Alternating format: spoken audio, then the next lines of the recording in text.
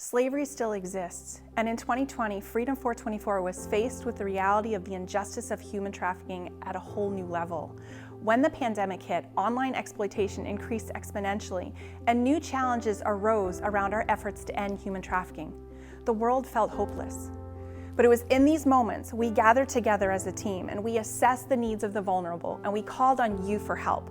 We asked you to give up your comfort so that you could be the comfort for victims and survivors of sexual exploitation. So it's because of you that we saw hope arise in our world during a very dark year. Christine's House in Uganda was able to rescue 15 girls this year, and 6 of them were pregnant. And despite COVID-19, the staff were able to provide counseling, medical care, and food for these girls. With your support, we're able to cover these operating costs so the staff could focus on the women of Christine's House. When the pandemic hit in Thailand, bars closed, and women and children in the sex industry were left without an income. Because of you, we were able to provide a grant to our partner Beginnings Foundation to help hand out care packages to those in need. We're also happy to report that Beginnings Foundation was able to safely operate a baking studio to provide survivors with vocational training so they can care for their families and never have to return to the sex industry.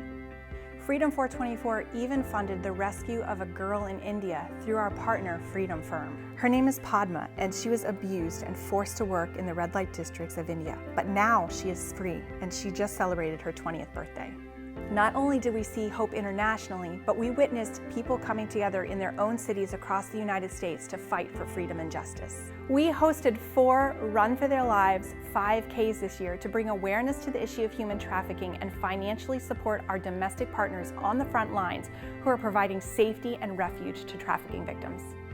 In 2020, we had many firsts, including launching our first podcast, Compelled: Fighting the Injustice of Human Trafficking. We launched a new fundraising initiative called Boxes for Freedom, and we even took our first domestic outreach team to West Virginia to visit our partner Zara House. During this trip, we provided Zara House with practical construction work and educational materials for their safe home. We were even able to purchase property for Zara House so they can build tiny home transitional housing for survivors.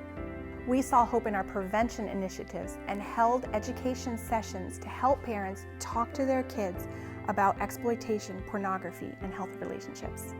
At our 7th annual Freedom Gala, we saw the power of community as businesses and individuals came together and learned from panel experts, including John Clark, President and CEO of the National Center for Missing and Exploited Children. We talked about the importance of prevention education with youth and their parents, so exploitation is never part of their story.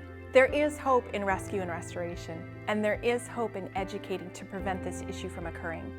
Slavery still does exist, but we know because of you, hope still exists.